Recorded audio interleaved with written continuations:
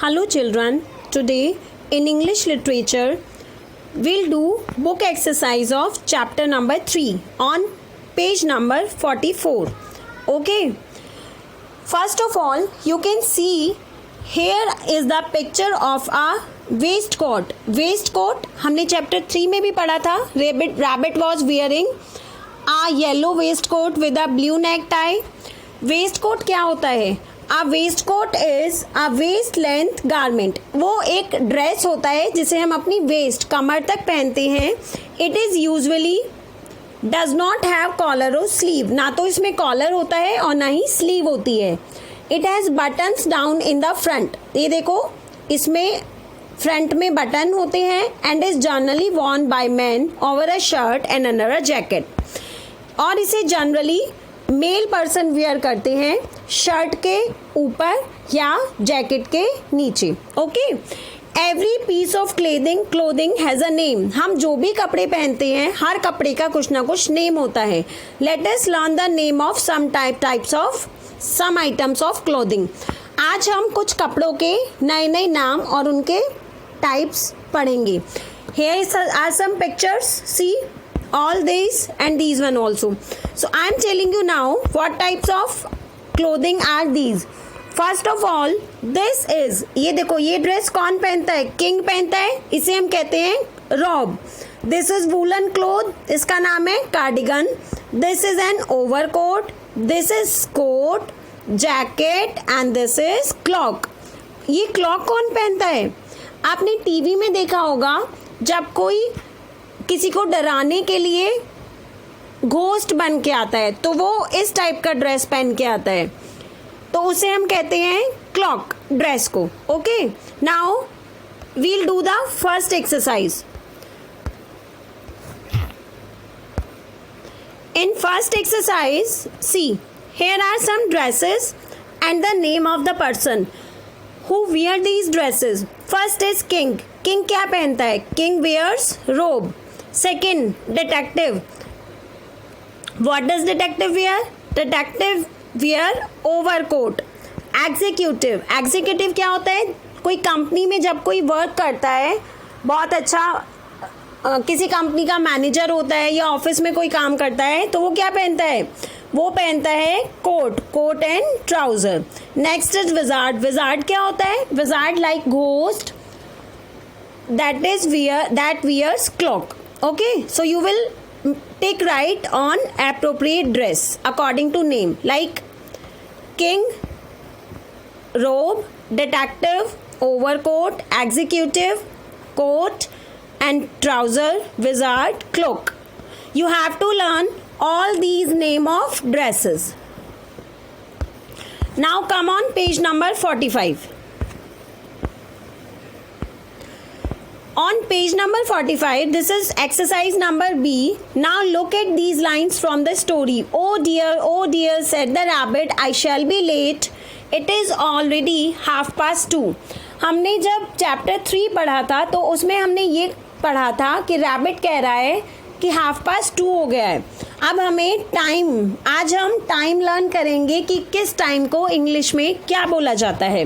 2:30, past, PAST, past means जो जा चुका एंड हाफ मीन्स आधा.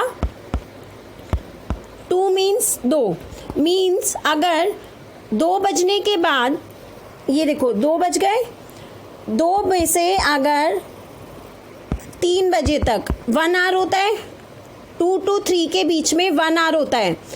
अब इसमें से हाफ एन आवर जा चुका है. Half an hour means 30 minutes, you know very well. अगर 30 मिनट्स इसमें से चले गए तो क्या बचा? 30 मिनट्स बचे. तो टाइम क्या हुआ? 2:30 equal 2:30. Okay, so today we learn more times telling the time. ये देखो here is a watch and other name is here. अगर आप 11 पर है तो इट्स 5:02. अगर 10 पर आपकी बड़े वाली निडल है वॉच की तो वो होगा इट्स 10:02. 9 पर it's 9:45. 8 it's 20 to, 7 it's 5, it's 25 to, and 6 it's half past, 5 it's 25 past, 4 it's 20 past, 3 it's quarter past, 2 it's 10 past, and 1 it's 5 past. And here this is the main time. Like अगर short hand 1 पर है और long hand 12 पर है तो it is 1 o'clock. ऐसे ही सभी के साथ होता है, 1 2 3 4 5 ऐसे ही बनता है. Okay, so you have to learn all these times, you have to learn it. Okay, so next move to this one also. किसको कैसे लिखा जाता है? 2 को हम लिखते हैं it's 2 o'clock, it's 5 past 2 means 2 o'clock में से 5 जा चुके हैं. कैसे? देखो, अगर शॉर्ट हैंड 2 पर है और लॉन्ग हैंड 1 पर है तो इट्स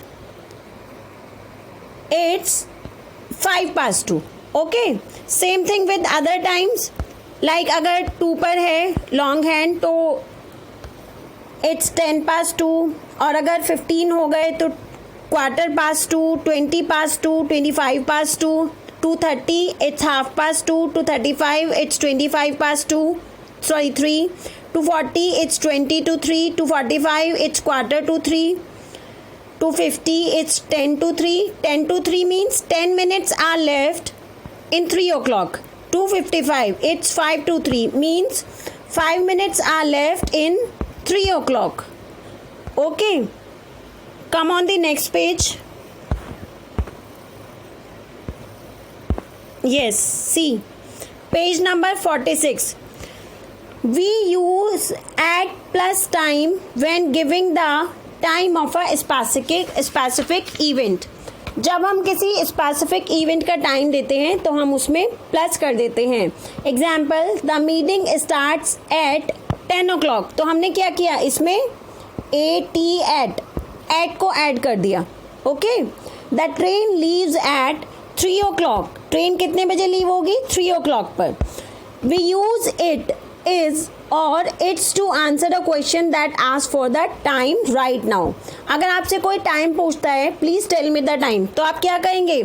इट्स half past 2 या इट इज 3 o'clock या, और you can say it's 10 to 3 means there are 10 minutes left in 3 o'clock. That is, it's 10 to 3. Okay, now match the clocks to the correct time.